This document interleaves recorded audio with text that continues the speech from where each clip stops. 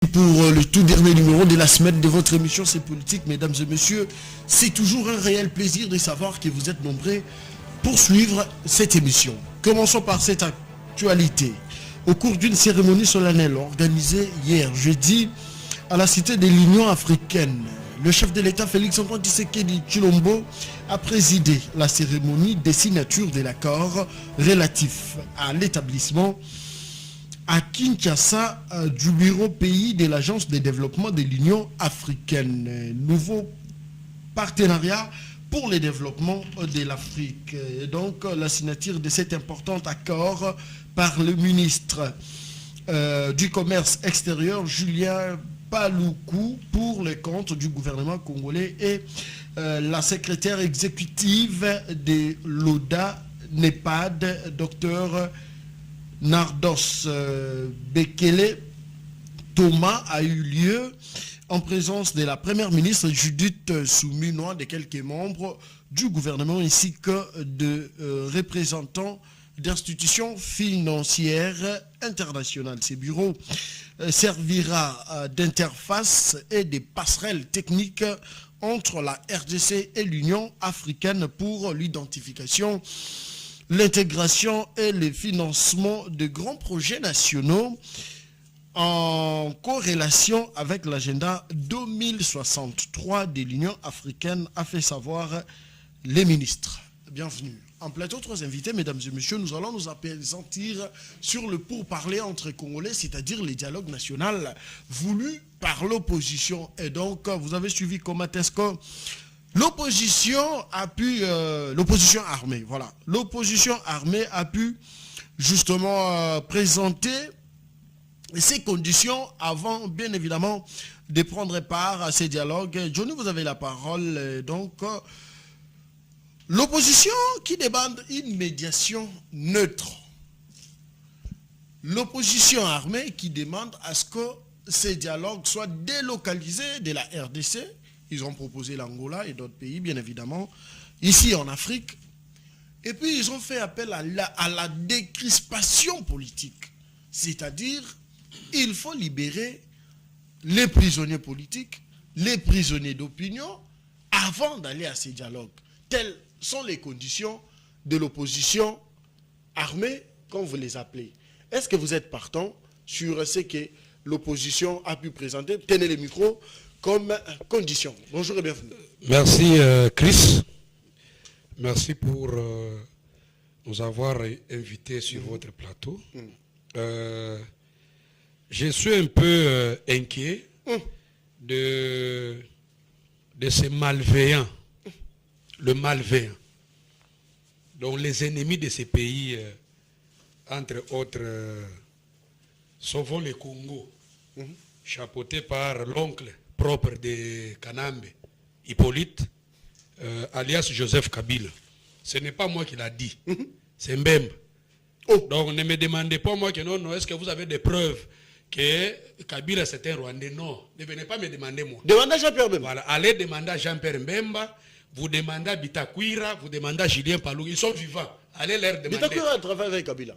Mais c'est ça que j'ai dit. C'est Bitakwira qui nous a dit que non, Kabila c'est un Rwandais. Et plus, pas plus tard, je dirais 5 mois, les avocats de l'État congolais ont affirmé dans un procès, l'un des procès tenus ici au Congo, que Kabila c'est un Rwandais. Donc, même Kabila là où il est, je lui demande d'accepter volonté que non, il est Rwandais. Quand même, ça reste dans les archives congolaises que nous avions été dirigés à un certain moment par un étranger. Oh. C'est un honneur, oui. Mais pourquoi il refuse? C'est un honneur. Quel est cet étranger? Et il est de quel pays? Joseph Kabila, c'est un Rwandais. C'est un sujet rwandais qui est venu en botte ici. Tenez bien le micro. Voilà, il est venu en botte ici. Vous dites? Faites comme un pasteur. Voilà, donc il est venu en botte ici, en 97 ici. C'est un sujet rwandais. Et après, il vous a dirigé. Oui, et puis il nous a dirigé. Oui, ça, ce n'est pas un problème. Si, c'est un problème. C'est tout à fait normal. Nous avons été dupés. On endosse la responsabilité qu'un Rwandais nous a dirigés. Ce n'est pas aussi... Allez, les conditions. Alors, les conditions, ce n'est pas sauvons les Congo. C'est quoi? Ce n'est pas, d'ailleurs, pour votre gouverne, l'opposition armée n'existe pas. Qu'est-ce qui existe? Chris, laissez-moi vous dire que je dirais qu'à un certain moment, vous êtes méchant. Qui? Vous. Non, arrêtez ça. Mais comment vous appelez? C'est mon plateau. Non, comment vous appelez Pourquoi me traiter de méchant? Oui. Retirez d'abord. Je retire. Très bien. Mais comment vous appelez un rebelle que c'est un opposant? Ce n'est pas moi qui l'ai dit. Voilà. Non, il ne faut même pas les répéter. Il faut les appeler par leur propre nom. Ce sont des rebelles. Ah, ok. Il n'y a pas une opposition armée. Ça n'existe pas. Ce concept-là n'existe pas en politique. Opposition armée, ça n'existe pas. Ce sont des rebelles, des sanguinaires, des tueurs, oui, ces gens-là. Alors, les conditions pour participer dans un dialogue, nous n'avons même pas besoin de ces... Avant la tenue de ces dialogues. On n'a même pas besoin de... Il faut résoudre cette condition. Cette condition-là, on n'en a même pas besoin. Lorsqu'il avait tenu dialogue du 18, ça doit être 2014-2013. Vous parlez de Kanchach? Kodjo ici. C'était en 2016. Dans 2016 plutôt. On avait demandé la délocalisation des dialogues. Lui, lorsqu'il avait tenu ces dialogues-là avec... Kodjo a été envoyé par l'Union africaine. Voilà, avec un... Raison pour laquelle eux aussi, ils ont demandé un médiateur neutre, soit de l'Union africaine ou... Oui, quand même, il était médiateur, vous comprenez, de l'OIA ou bien de l'ONU, mais les dialogues s'étaient tenus au Congo. Ok. Il n'y avait pas eu de conditionnalité pour dire qu'il faut délocaliser. Donc, sur ces points... Kodjo, d'ailleurs, je vous informe que Kodjo, c'est un péperdien. Il fut péperdien. Il a été endoctriné. D'heureuse mémoire. Hein, oui, de la doctrine. Pas d'heureuse mémoire. Qu'il a en enfer, ces messieurs. Pas ça. Et quand tu sais qu'il avait dit Kodjo, Azali, Kabiliste... Mais vous croyez que c'était pour rien? Je me rappelle. Hein. Il a été identifié comme péperdien. Alors, nous n'avons pas besoin qu'on puisse... Répétez d'abord la phrase de Papa John Tshisekedi. Kodjo, Azali, Kodjo, c'est un péperdien, vous voyez. Il était péperdien. Voyez.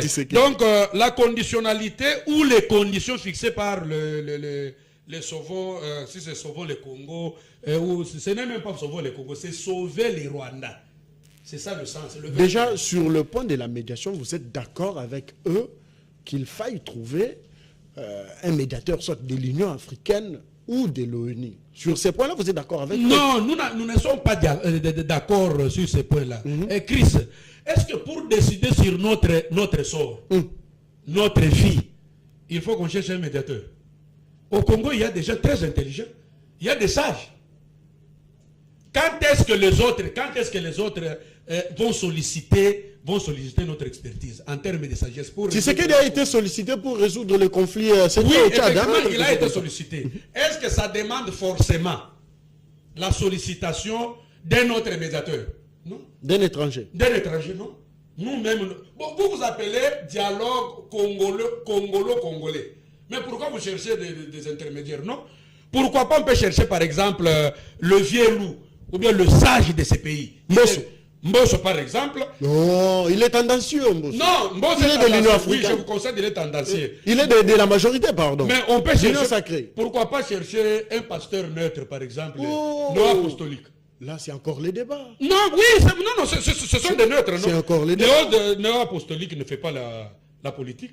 Les témoins de Jéhovah ne font pas la politique. Les kimbanguistes. Les kimbanguistes ne font pas la politique. Mais on peut chercher la médiation là-bas.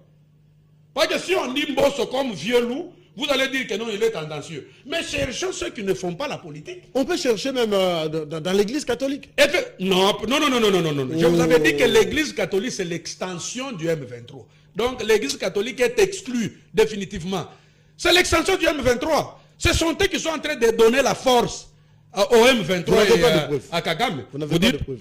Moi, je n'ai pas de preuves. Si. Mais quoi? Pas plus tard, une année.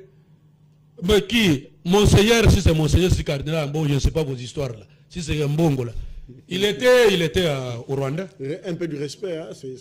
Il n'y a pas question. Le seul cardinal que nous avons en Afrique centrale. Hein. Non, c'est ce qu'on nous inculquait. Nous disant que non, vous savez, si vous parlez mal contre un homme de Dieu, vous serez maudit. Bon, moi j'accepte d'être maudit. Oh. Et d'ailleurs, depuis qu'on parlait contre les œuvres, nous voyons, vous me passez les termes, je suis aux médias, mais nous voyons l'énidité des pasteurs. Pourquoi nous ne sommes pas maudits?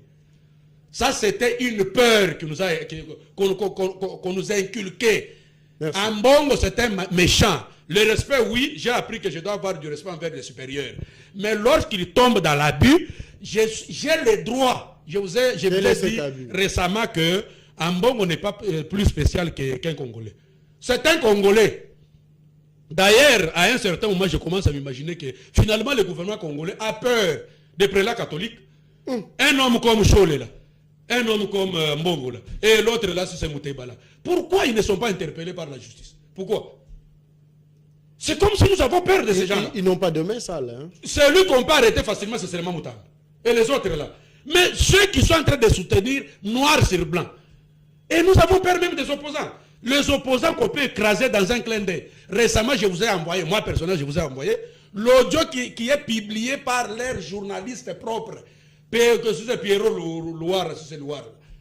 Il a publié un audio, un entretien entre Sesanga et Mamba, qui est secrétaire du M23. Maintenant, le procureur Mvonde, il attend quoi pour arrêter Sesanga? Vous avez peur d'eux? Vous arrêtez les autres. Chiwewa, il est arrêté. Pour avoir, je ne sais pas moi, conspiré le pays, conspiré quoi, contre le Congo. Il était en entretien avec... Le procureur n'arrête pas, il instruit. Oui, ok, ça va. Oui, mais il attend quoi pour instruire pour Sesanga? Parce que Sesanga, et d'ailleurs dans cet audio-là, Mamba l'a félicité quoi? Sesanga félicité Mamba pour dire que nous vous félicitons pour tout ce que vous êtes en train de faire pour que la marche tienne. Mais ce sont des audios, des véracités authentiques, incontestables.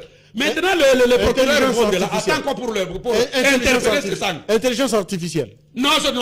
Si c'est l'intelligence artificielle, mais il faut qu'il aille prouver que c'est l'intelligence artificielle. C'est pour vous dire que l'État congolais doit prendre ses responsabilités. Très bien. Il faut interpeller tous ceux qui sont en connivence avec le M23, ici à Kinshasa.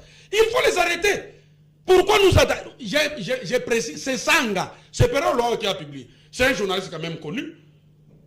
Pierrot, c'est Pierrot Loire, là. Des fois, il donne de vraies informations. Il a publié un audio. C'est Sanga en train de causer avec l'M23. Permettez aux amis de prendre parole. Permettez aux amis de prendre parole. Voilà, merci. Bonjour et bienvenue. Bonjour, cher Chris. Merci d'abord pour l'invitation. Nous sommes débatteurs sur ce plateau. Je salue aussi le secrétaire du parti, c'est Jean Sangabouchi Machingoma, là où il est, j'écoute. Chingoma encore? Non, c'est d'abord, c'est le secrétaire le plus compétent de la République. Depuis qu'on a commencé, on n'a pas eu dans tous les partis pour un secrétaire comme Sangabouchi Machingoma. Voilà pourquoi ce matin, il m'avait salué.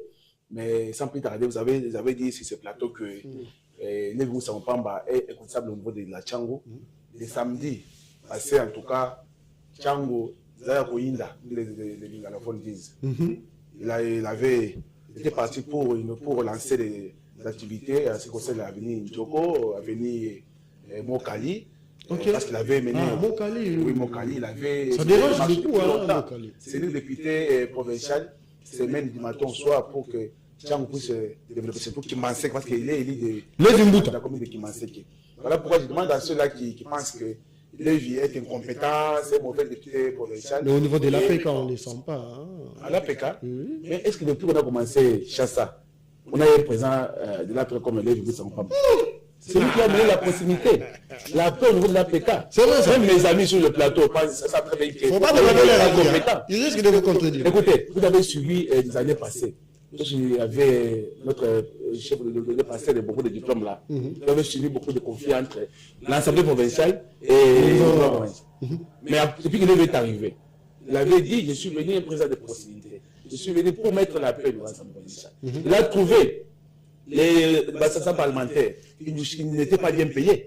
Il arrive, au moins nous parlons des assemblées parlementaires sont bien payés au niveau de l'APK. Il est arrivé, il y avait des dettes à payer au niveau de l'APK. Il avait bien fait un effort de trouver une solution. Il avait trouvé beaucoup de choses qui étaient mauvaises. Mais en arrivant, il a mis tout dans le bon port. L'administration n'était pas bien assise. En arrivant, il a fait que, au moment où nous parlons, à l'APK, il y a un climat de paix. Tout le monde en tout cas, et ça se fait de l'élève Sampamba. Pour dire qu'en tout cas, tout le monde se plaint de la gestion de Daniel Bumba et donc lui ne fait rien en tant que président de l'Assemblée provinciale qui devrait par ailleurs interpeller Daniel Bumba pour en savoir un peu plus. N'oubliez pas que le chef de l'État a même décrié la gestion de la ville-province de Kinshasa et donc lui s'est tué On ne sait pas comprendre pourquoi. Non, non. L'Assemblée provinciale est composée de 49 députés provinciaux, n'est-ce pas? Vous savez, si il y a des ministres provinciaux incompétents, ils doivent être interpellés par les députés provinciaux. Ce n'est pas à leur seul de prendre l'initiative. Parce que le rôle des députés provinciaux et de contrôler le gouvernement provincial, de légiférer les édits. Et je pense qu'il y a eu autant d'édits pendant les sénateurs passés, sur la session passée. Il y a eu beaucoup d'édits. Entre autres, il y a l'édit de l'honorable élève Moussa Mamba. Il y a comme 3 édits. Il y a aussi d'autres députés provinciaux. Mais en ce qui concerne les contrôles parlementaires, il y a eu autant. Rappelez-vous avec notre frère le ministre de la Santé, Ngongo, il a été interpellé pour les sinistres des électroconsorts. Il y a eu aussi des cas de ministre des Transports. Pour dire que les députés provinciaux ne dorment pas. Ils travaillent du matin au soir. Et si aujourd'hui les gens disent que les protègent la nouvelle bac, c'est du mensonge, il va prendre les marées pour faire quoi? Lévi, c'est le chef de la nouvelle bac de la province. Et Laurent de Lubera, il est là pour une mission bien déterminée. Il est membre du bureau et président de l'Assemblée provinciale. Et si le gouverneur présente des fois, ce n'est pas d'abord le gouverneur, parce que chaque ministre est responsable. Le ministre de chaque secteur est responsable de ce secteur-là. Et non, Bomba, depuis qu'il est arrivé, on sent la volonté, on sent l'amour de cette province. J'ai vu des j'ai vu beaucoup d'avenir.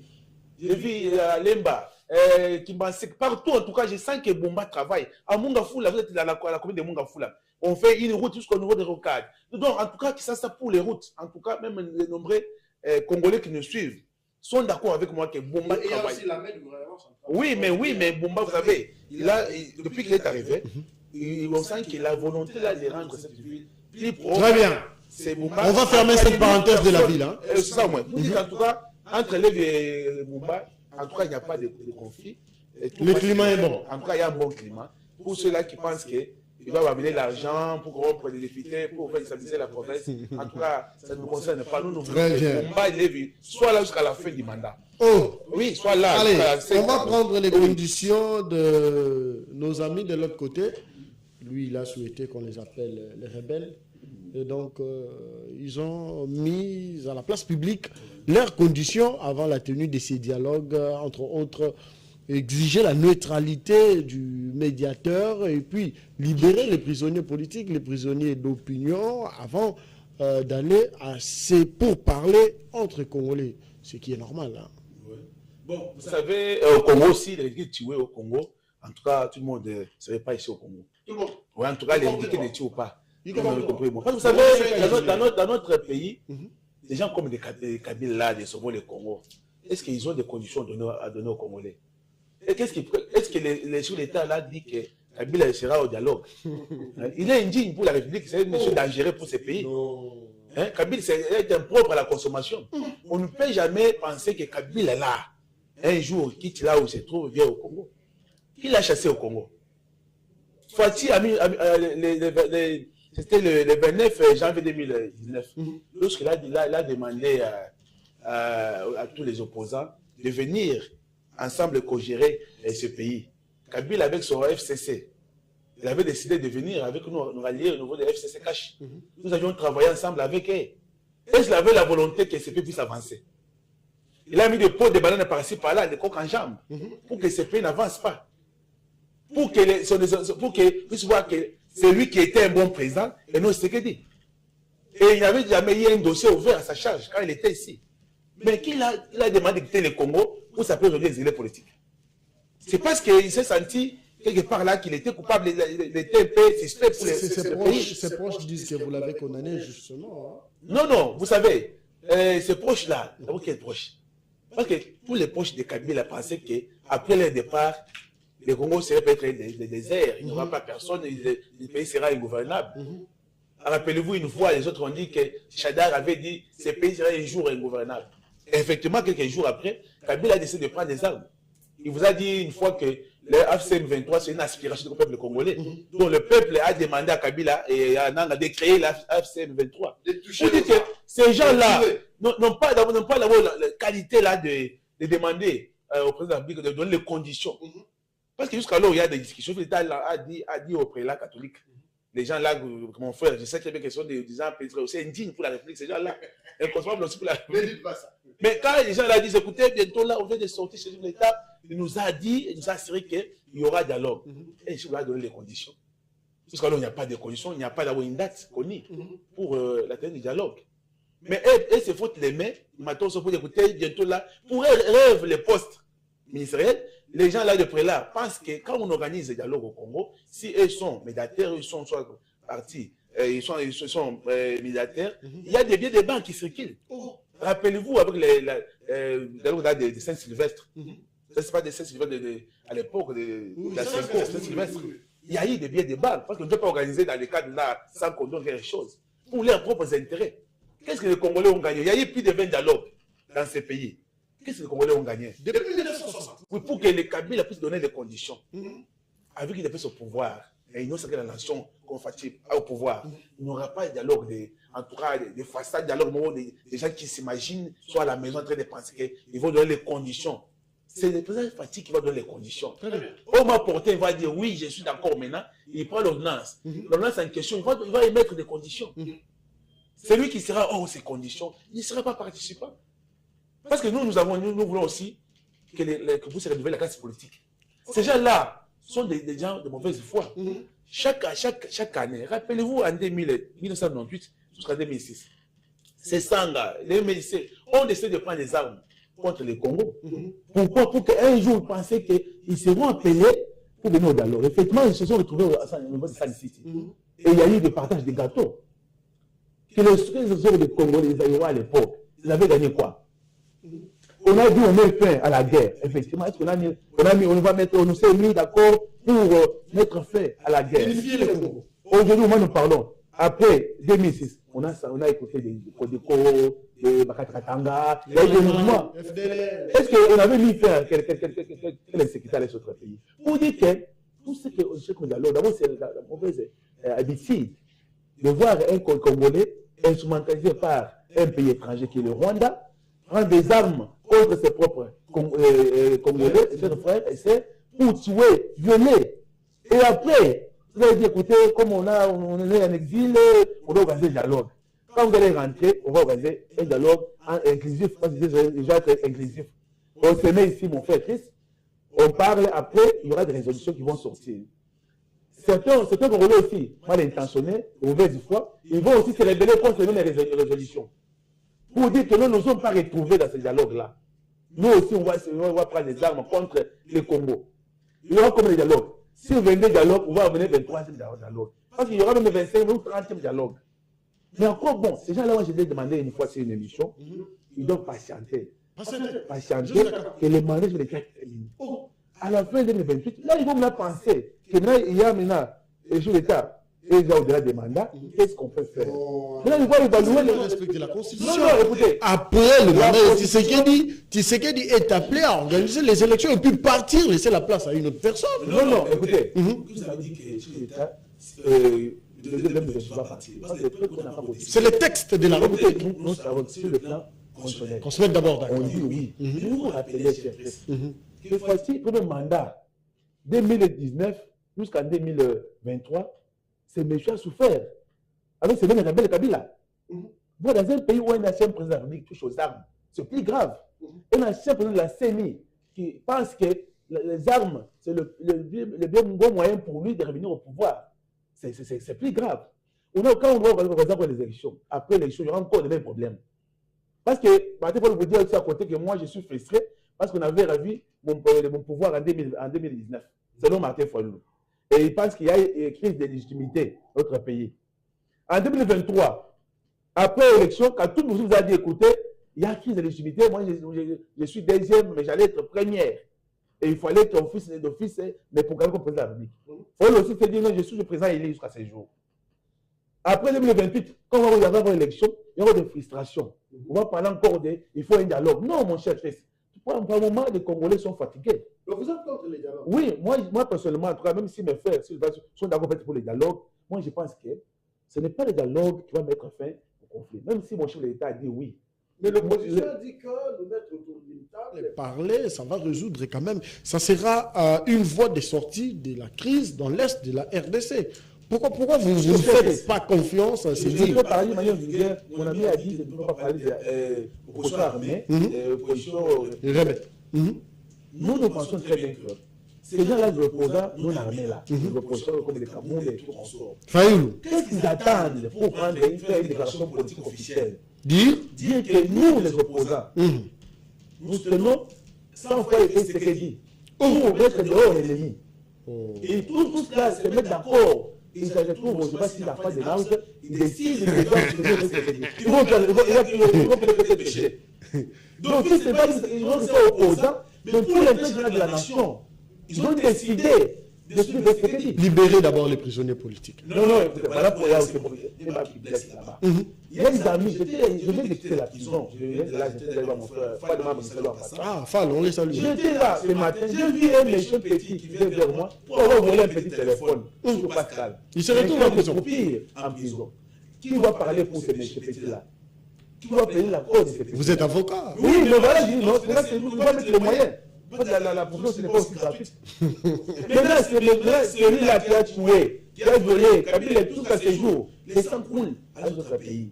Maintenant, on va dire, écoutez, parce que les politiciens, les plus beaux de la République, trop puissants, voilà, maintenant, nous allons demander pour qu'ils puissent rentrer, pardonner Kabila. Non, ça me conduit mal.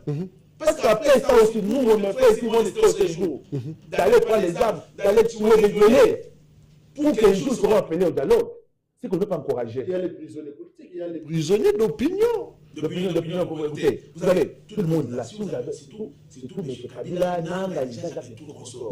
Ce sont des gens, en tout cas, on ne peut pas pardonner. Même si aujourd'hui, parce qu'il accepte aujourd'hui de dire, écoutez, je pardonne, vous allez rentrer au pays. Merci. Moi, je voulais revoir, je partirai au Malawi. Oh, ne dites pas ça, vous êtes congolais. Je vais chercher, je fais des démarches pour qu'un jour Kabila rentre au pays. Vous quittez. Moi, je pars. Ça sera, vous savez, vous avez suivi un opposant dire écoutez, nous allons venir pas pour passer des gâteaux, on va seulement parler pour mettre fin à la guerre. Non, c'est du mensonge. Et nous allons voir qu'après, c'est la grosse société des ministères. Voilà pourquoi vous avez vu même mon frère Bolodois, est dans les Bolodois, où les troupes sont sur les RST 64. Ils ont décidé de quitter. Pourquoi? Parce qu'il y a eu des biens de banques aussi. Merci. Et ils ne sont pas retrouvés. Allez. Voilà pourquoi ces gens-là qui font de leur vision. Merci. Moi, je pense que dans l'ordre de construire de Kabila, on doit mettre poubelle. D'abord, il ne sera pas bienvenu dans notre dialogue. Merci beaucoup. Il doit rester se reposer avec sa femme et ses enfants ailleurs. Et jour où il sera ici au Congo, il va voir les jeunes marcher ni. Merci. Oh, non. Écoutez, nous allons marcher ni. Non. Tu es assez grand. Tu vas maudire les enfants. Non. On va regretter. Non. Allez. Merci de nous suivre. C'est le direct de votre émission. Mesdames et messieurs, c'était Anatole. Il est coordonnateur de la structure Yokabaz qui se trouve au sein du parti UDPS dirigé par Augustin Kabouya. J'ai suivi Bizibou Balola qui était dans le Kasaï, c'était précisément à Chikapa Kananga, je vois Kananga, pour justement parler avec la base, trouver l'unité. Il a porté haut la gestion du secrétaire général Augustin Kabouya. Et donc nous sentons qu'il y a de l'unité actuellement au sein du parti. Il y a d'ailleurs le secrétaire général Augustin Kabouya qui avait réuni tous les fédéraux, les sectionnaires, les cellulaires, donc tous les responsables du parti afin d'échanger avec eux sur l'actualité, c'est-à-dire la convocation de ces fameux dialogues, mais puis aussi le changement de la Constitution. Ça, c'est très important. Vous savez que certains ont acheté beaucoup de parcelles à cause de conflits au sein du parti. Certains ont acheté des parcelles parce qu'ils ont profité des conflits au sein du parti. Merci. Et nous sommes là, nous sommes là, général, on est derrière lui, on a tous les combattants qui traînent encore dehors. Et venir au sein du parti. Ça, c'est bon. Notre matin aujourd'hui, à 14h, il y a une matinée. Merci. Jules Pitra Mukendi. On peut un message à matinée Nassima. C'est Bazuyote. Jules Pitra, vous êtes expert en marketing politique. J'ai toujours dit, le politicien, vous avez besoin de ce genre de monsieur pour avoir des orientations et des conseils. Aujourd'hui, un politicien qui est bien entouré, c'est un politicien qui est condamné à l'élévation. Celui qui est mal entouré, c'est un politicien qui fera que la ronde. Pourquoi? Parce qu'il n'aura pas de vote de sortie en ce qui concerne le domaine des prédilections. Vous êtes également cadre et communicateur du parti AREP du ministre Gula Nombo. Bonjour et bienvenue. Bonjour, cher Chris. Bonjour aussi aux amis avec lesquels nous partageons le même plateau ce matin. Bonjour à tous les Congolais qui nous reconnaîtront de partout.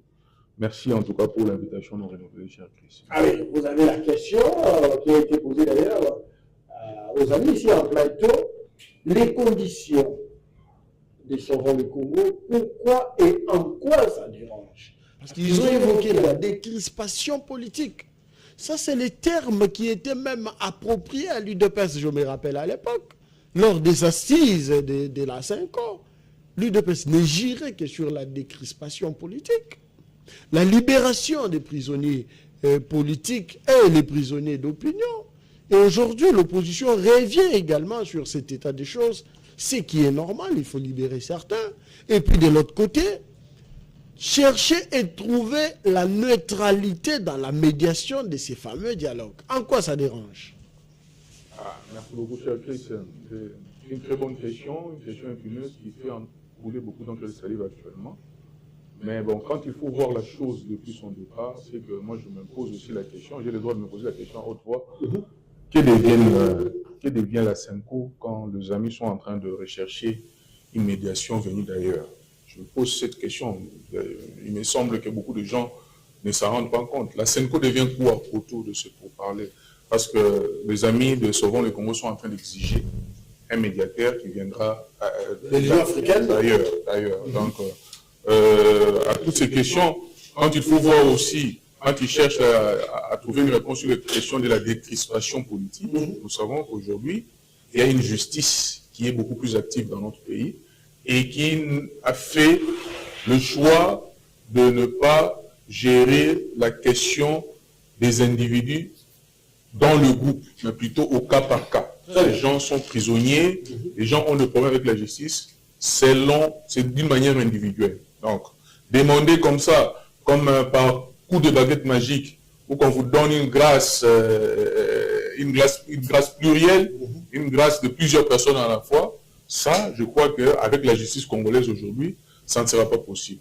Et donc, si vous énumérez, si vous énumérez comme ça, les conditions qui ont été données par les amis du Sauvons le Rwanda, donc vous allez vous rendre compte de plus en plus que... Arrêtez ça. Sauvons le Congo. Sauvons le Congo. Le Congo n'a pas besoin d'être sauvé. Le Congo vit. Et il vit bien. Le Congo vit mieux puisqu'il y a 5 ans, puisqu'il y a 7 ans. Comment allons-nous encore sauver le Congo? Nous savons que leur stratégie, c'est de sauver l'opposition rwandaise, les aspirations rwandaises dans notre pays. Donc leur pape nous a déjà dit qu'il ne quittera jamais le Congo, parce qu'il est au Congo pour des questions de guerre, il est au Congo pour des questions économiques. Dire que le M23 n'existe plus aujourd'hui, c'est comme si vous étiez en train de dire que le Rwanda non plus n'existe plus.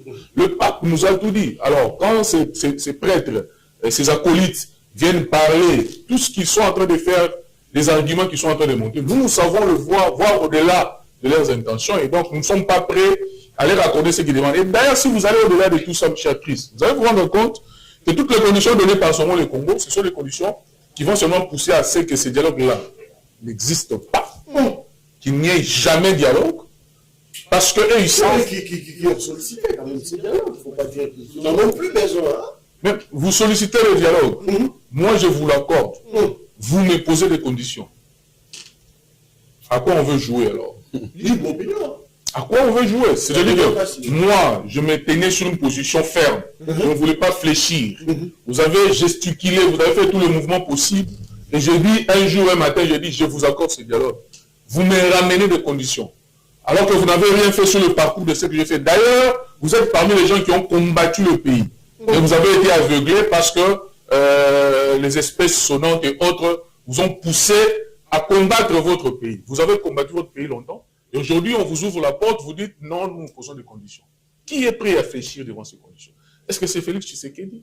Si vous croyez que Félix Tshisekedi va fléchir devant ces conditions, c'est parce que vous n'avez pas bien lu sa trajectoire.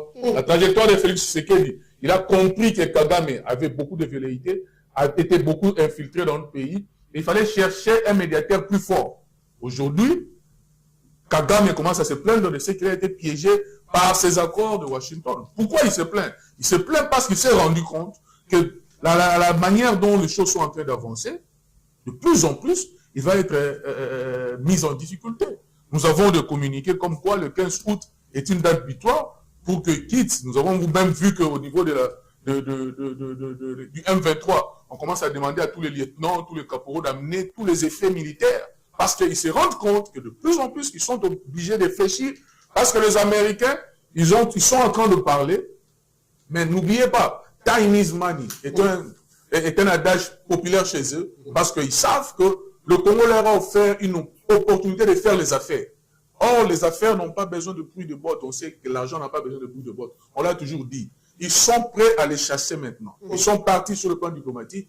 Ils ont parlé politique. Ils ont parlé arrangement. Les autres étaient en train de se plaindre de ce que Fachi ne voulait pas leur accorder le dialogue. Fachi a ouvert le bras pour ce dialogue. Il a même appelé ces prêtres qui étaient presque en train d'arranger le terrain sur eux, pour eux. Il les a appelés pour que le communiqué passe par leur bouche. Aujourd'hui, c'est lui le plus grand gagnant. C'est un fin stratège.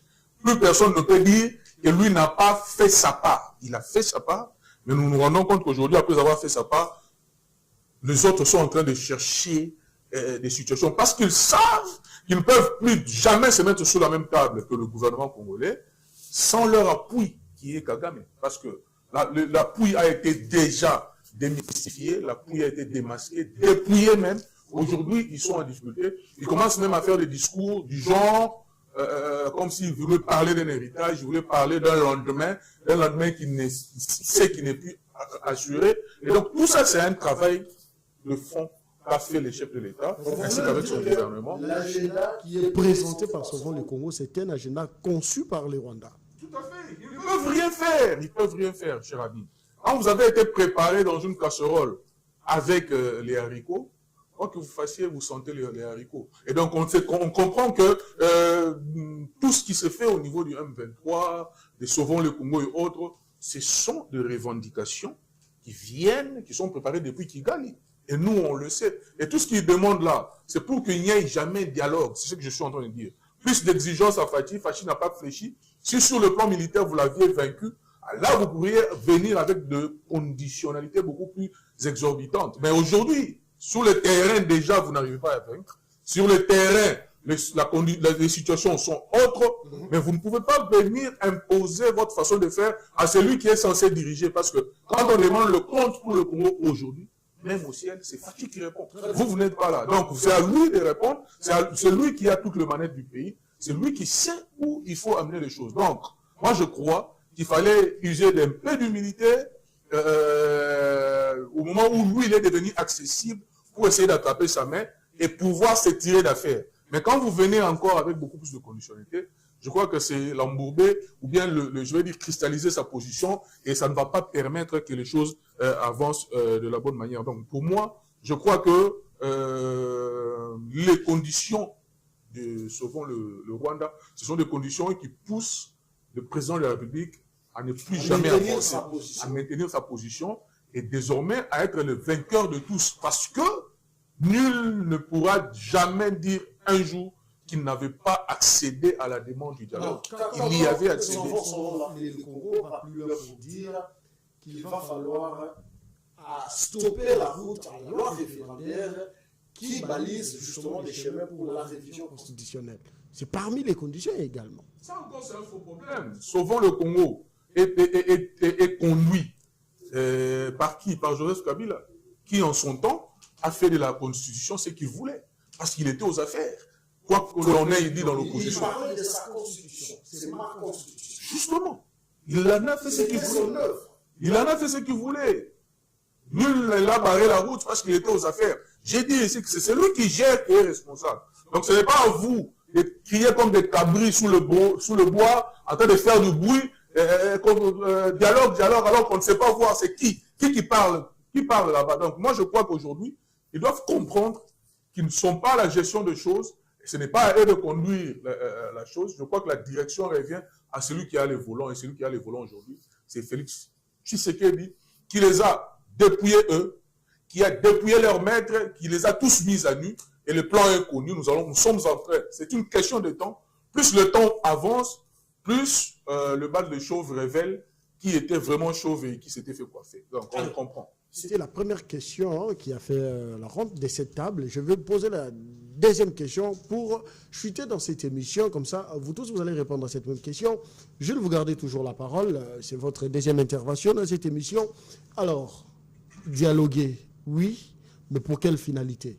Anatole l'a dit ici, depuis 60, les dialogues en République démocratique du Congo sont connus par une seule et simple finalité qui est celle justement de se partager le pouvoir. On aurait dû entendre déjà de l'autre côté que voilà, ils se disputent déjà autour des ministères. Donc c'est-à-dire l'objectivité qui est balancée déjà dans ces pourparlers, s'il y en aura, c'est pour intégrer le gouvernement. J'ai d'ailleurs échangé avec un ami du FCC qui m'a dit mais on n'a pas l'argent pour aller aux élections et donc nous devrons profiter de ces dialogues pour nous faire aussi une santé financière pouvant nous permettre d'aller aux élections. Vous nous suivez? Réagissez. Je crois que c'est malheureux, pathétique et écœurant de voir que dans mon pays, la situation politique soit devenue un business pour le plus grand nombre de politiciens. Chaque fois que les uns sont au pouvoir, ceux qui ne se retrouvent pas doivent crier au dialogue pour que le dialogue soit les chemins par lesquels on arrive aux affaires, pour se faire une santé financière. Malheureusement, c'est ça la situation du pays. Je crois que Fachi est venu aussi pour répondre, essayer de changer ces choses. Vous avez vu que depuis l'Assemblée nationale, il y a des règles de loi qui sont désormais votées pour essayer de coincer un peu ce qui s'adonne à des pratiques des rébellions, d'agressions, pour baliser les chemins de ceux qui viennent d'ailleurs. Et donc, je crois que c'est un combat que nous devons tous mener, pas seulement le chef de l'État, mais que le peuple, nous aussi les leaders d'opinion, la presse, accompagner cette manière-là de faire pour que l'on sorte un peu de ces chemins battus qui veut que chaque fois que vous n'êtes pas aux affaires, vous devez créer des histoires pour y démarrer. Alors que quand vous faites ça, vous donnez aussi la voix à ceux qui sont aux affaires et cherchez à voir comment est-ce qu'eux aussi peuvent perdurer et rester le plus longtemps aux affaires. Et ça n'arrange pas l'alternance qui devait se faire d'une manière beaucoup plus pacifique et apaisée dans notre pays. Donc je crois que de plus en plus les gens doivent comprendre que ce n'est pas ça la voie. Donc pour répondre à votre question, chère Chris, le dialogue qui va venir ne va rien nous apporter si ce n'est que le partage du pouvoir. Ça c'est clair, c'est net. Or, aujourd'hui, à voir comment est-ce que le fils du Sphinx s'est battu seul, comme un diable dans un bénitier, il a fait des voyages de tous bords, de partout, pour essayer de rechercher cette paix qu'il a trouvée aujourd'hui, non pas seulement au niveau de la République démocratique du Congo, mais au niveau de la sous-région. Il a donné une certaine orientation. Désormais, le pays est vu sur la scène internationale. Et je crois que ce n'est pas ces gens-là. Ces commerçants... ces gens ici qui ont... Ces commerçants politiques, vous voulez... Qui ont fait... Ce n'est pas avec eux que Fachi va accepter de partager les butins de l'héritage qu'il doit laisser aujourd'hui aux Congolais. Non. Parce que ces gens-là, personne ne l'a aidé.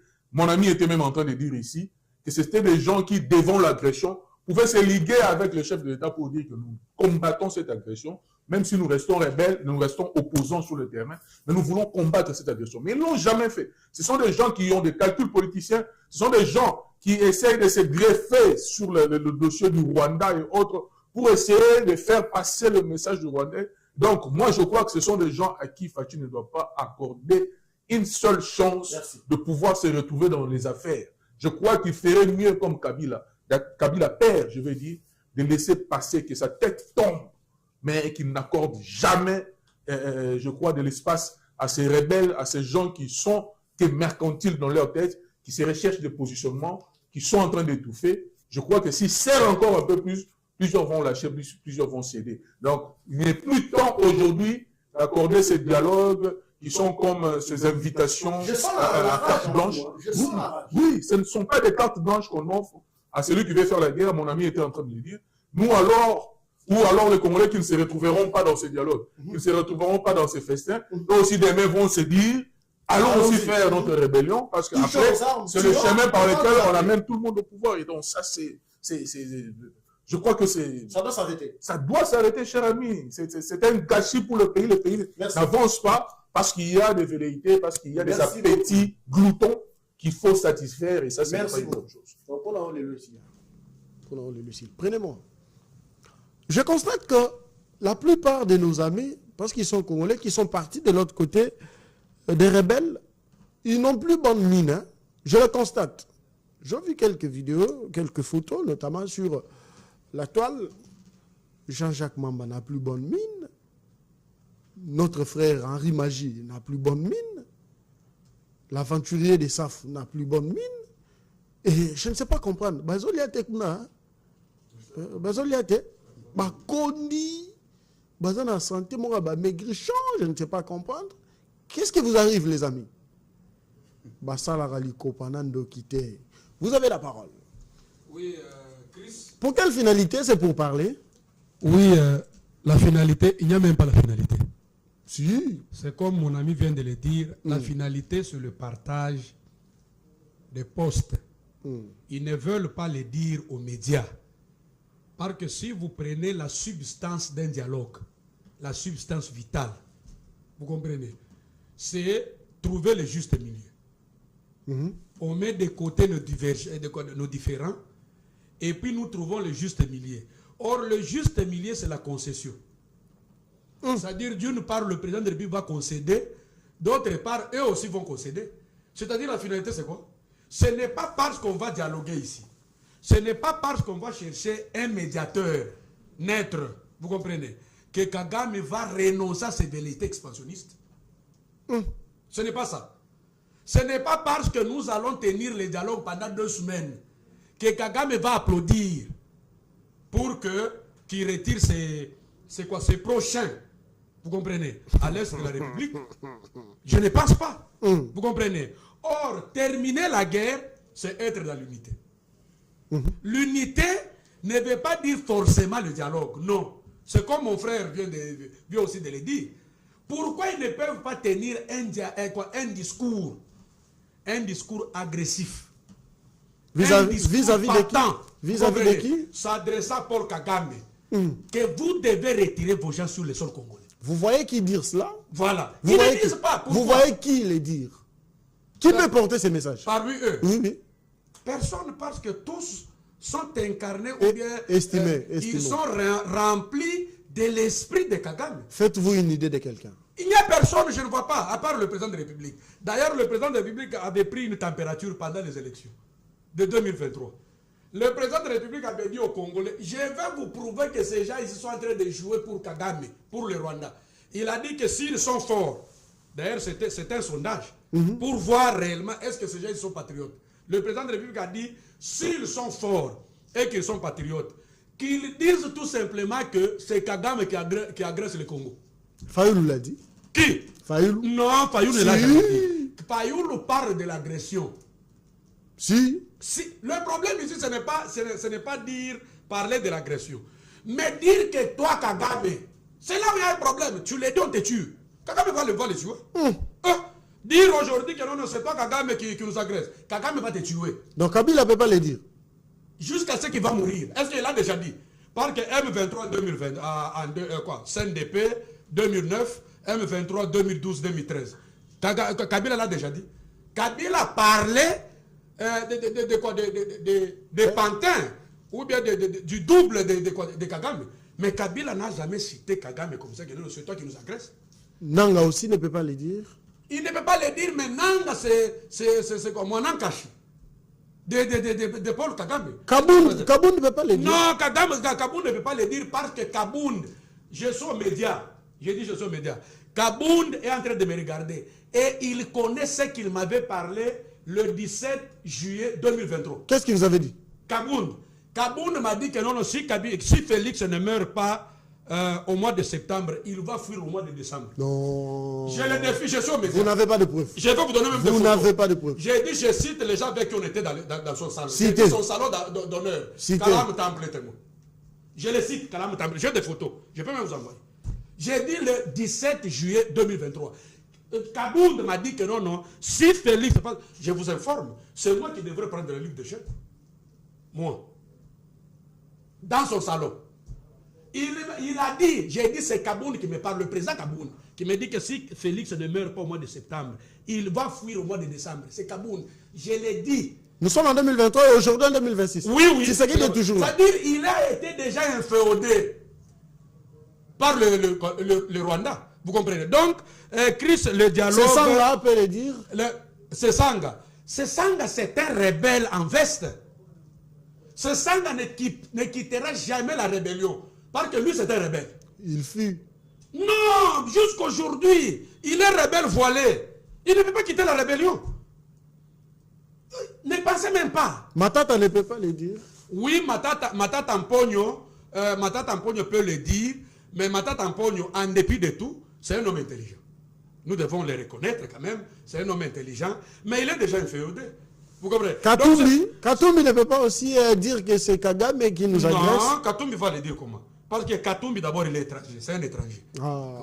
Mais lui-même l'a dit, il était dans un bateau là. Dans un bateau là. Lui-même l'a dit que non, mon père. D'ailleurs, j'avais même retenu une phrase. Laquelle? Lui-même avait dit ceci. Pendant la période, dans cette période-là, où mon père est venu au Congo pour épouser une femme noire. Ce n'était pas facile. C'est Katumbi qui le dit. Mais lorsque nous disons que Katumbi, c'est un étranger, les autres s'acharnent sur nous. Mais lui-même reconnaît que je suis juif. Pourquoi vous refusez? Katumbi, c'est un étranger. C'est sa maman qui est congolaise. Oui, nous pouvons l'appeler frère. Notre cousin. Prenons maintenant une autre version. Mais par quelle magie il s'est retrouvé congolais? Non, oui. Il s'est retrouvé gouverneur du Grand Katanga. C'est ce qu'on appelle paradis des criminels. Oh. Oui, c'est-à-dire Kabila avait constitué un paradis des criminels. C'est comme ça qu'il a beaucoup infiltré les étrangers. Mais le président de la République aujourd'hui, Dieu l'a envoyé. Il a commencé à démanteler, jusqu'aujourd'hui, il continue à démanteler. Chris, je peux vous dire que le dialogue ici, que les opposants inféodés, les opposants pro-rwandais, vous comprenez, dans l'opposition non armée, qu'ils disent tout simplement que nous sommes essoufflés. Alors, donne-nous aussi le poste. Le président de la République a l'esprit d'ouverture. Il va leur accorder cette chance-là. Mais venir ici poser des conditionnalités, vous comprenez, c'est comme on vient de le dire ici, vous amenez le président de la République plus loin. Il risque de garder cette constance-là dictatoriale jusqu'à la fin. Oui, le président de la République c'est un dictateur, mais un dictateur démocratique. C'est un dictateur. Parce que nous avons deux sortes de la dictature. Nous avons la dictature minoritaire et la dictature majoritaire. Même dans la démocratie et la dictature, c'est la dictature de la majorité. Le président de la République, plus vous le poussez à vous lui imposez des conditionnalités, il risque de garder cette constance dictatoriale démocratique.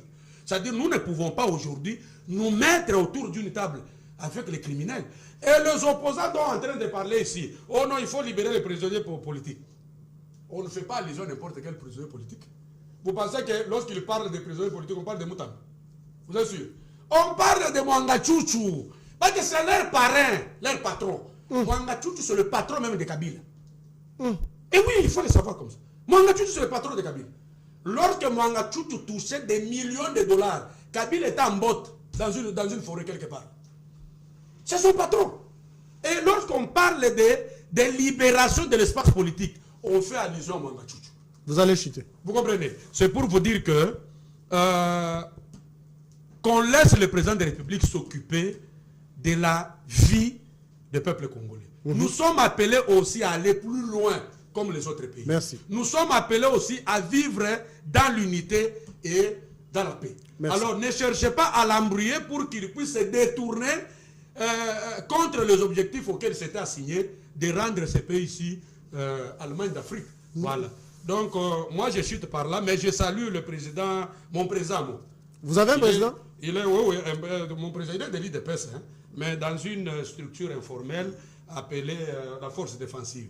Rossi Chimanga, c'est mon président. Voilà, Rossi Chimanga. Je le salue à partir de ce plateau. C'est un homme très dynamique.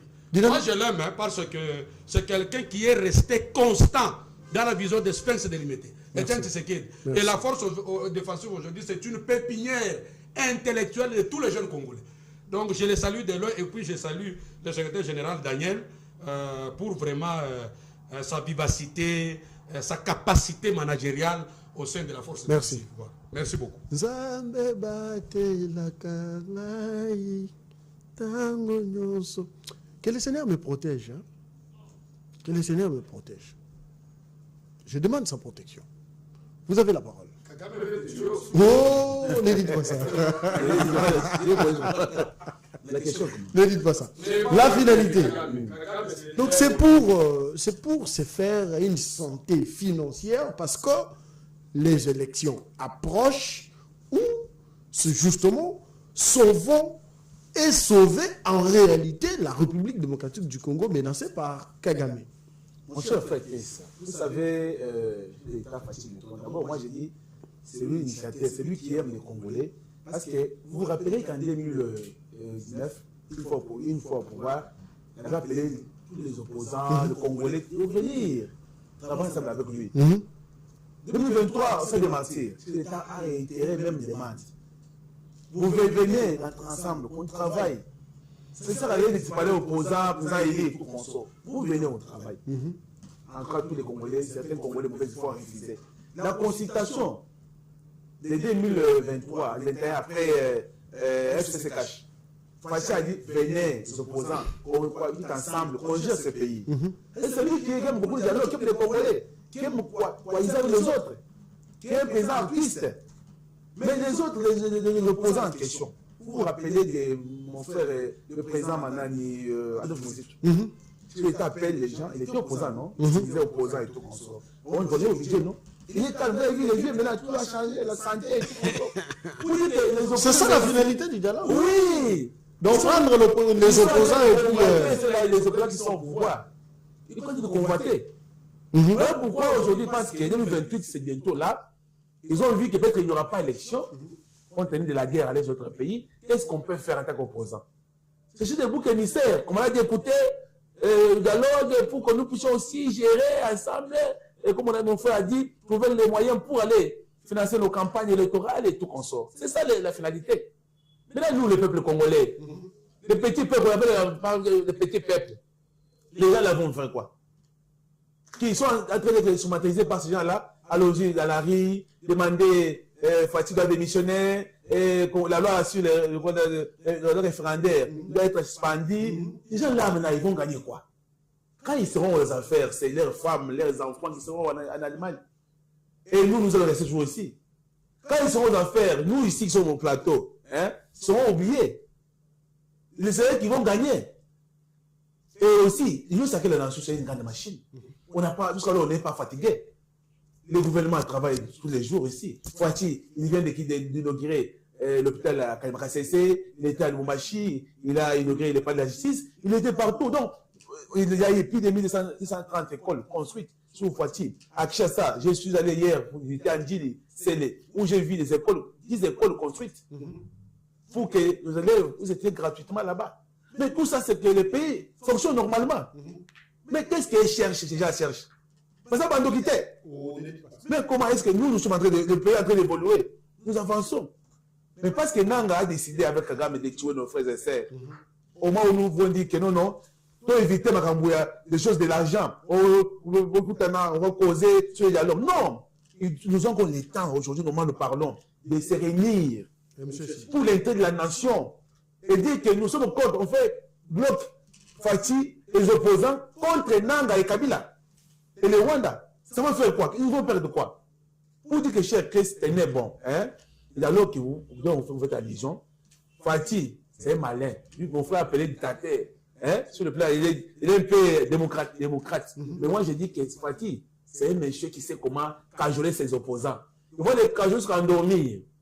Ils vont dormir, ils vont cajoler. À un moment donné, ils vont se diviser. Quand ils vont se diviser, nous allons rester juste avec la nation, on va tout démarrer.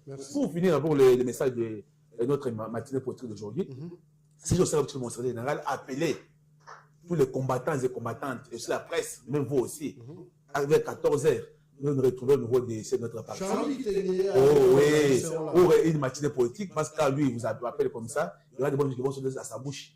Et nous sommes là à éviter. Ma cité Yokabaz aussi sera là déjà ce matin. Déjà 12h, nous serons là-bas au Bondo pour participer aux grandes activités. Oui. Et aussi, je vous rappelle que mon frère Nani Omeken, que je ne m'appelle pas, il il sera à Kananga le 15 pour un meeting. Elle sera au Théodore Mekenga, c'est notre combattant. Il sera à Kananga, ma province natale, pour un grand meeting au niveau des trains scéniques. Il a appelé aussi les combattants de Kananga de venir aussi nombreux les 15 pour écouter sur les schémas de la Constitution. Nous, on ne peut pas laisser schéma de Constitution ou rien. Et par les dialogues, nous, c'est la Constitution qui nous préoccupe. Merci beaucoup, cher. Je souhaite un bon début de week-end au président Blanchi Kiboko, qui nous a suivis avec une attention soutenue. Le président Blanchi Kiboko. Le président Moro est bien. Oyo, Azalara ponctuel, et qui tient toujours à ses promesses. Merci beaucoup, cher président Blanchi Kiboko. Merci à la grande équipe, les papas des diplômés, Amoros Sandemia, Papa Nadjoïs. Toussaint Lubaki Ndongala, toi tu es le mot de Daniel Bumba Lubaki. Vous, les Lubaki, on vous aime beaucoup, les Lubaki. Émission ici. Merci à toi, Johnny, d'être là. Merci à Jules, merci à Anatole. C'est toujours un plaisir d'échanger avec vous. Je sens que je deviens intelligent chaque jour parce que vous êtes là. Parce que vous parlez, mais